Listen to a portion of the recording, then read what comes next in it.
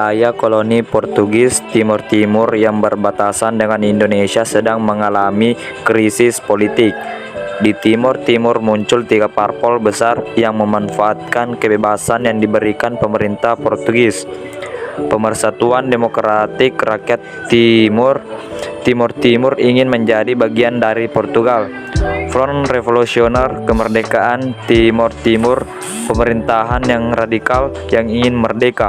Ikatan Demokratik Populer Rakyat Timur ingin bergabung dengan Indonesia. Ada juga partai kecil yaitu Kota dan Trabalhista. Pertama, 31 Agustus 1974, Arnaldo dos Reis Araújo menyatakan partainya bergabung dengan Indonesia sebagai provinsi ke-27 atas dasar persamaan dan hubungan erat baik historis, etnis, dan geografis.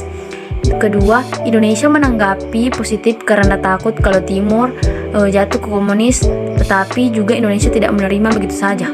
Ketiga, keterlibatan Indonesia pada Timur terjadi setelah adanya permintaan dari pendukung proklamasi Balibo yang terdiri dari UDT bersama Apodeti, Kota, dan Trabalhista. Keempat partai tersebut meminta bergabung dengan Indonesia. 31 Desember 1976, DPR Timor meminta agar Indonesia secepatnya menerima dan mengesahkan rakyat dan wilayah Timor ke dalam NKRI. Akhirnya, Indonesia bersama IC menerapkan Operasi Seroja. Indonesia mengeluarkan Undang-Undang Nomor 7 tahun 1876 tentang pengesahan penyatuan Timor ke dalam NKRI dan pembentukan daerah tingkat 1 Timor dan diperkuat oleh TAP MPR nomor 4 MPR 1978. Timor secara resmi masuk wilayah NKRI dan menjadi provinsi ke-27. Tetapi setelah wilayah tersebut masuk Indonesia, menimbulkan banyak permasalahan apabila setelah akhirnya Perang Dingin dan runtuhnya US. Dampak kebijakan politik dan ekonomi masa Orba. 1. Pendekatan keamanan ekonomi yang dilakukan Orba memang berhasil menciptakan suasana aman.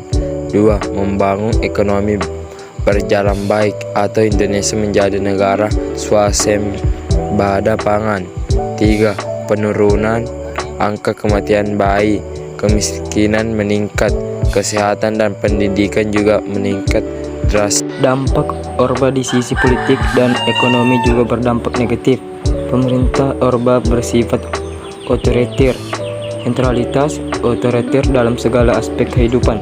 Orba gagal berdemokrasi baik. Golkar dianggap sebagai alat politik untuk mencapai stabilitas yang diinginkan, sedangkan 2 parpol lain hanya sebagai alat pendamping. Dampak Orba di bidang ekonomi yang berdampak negatif.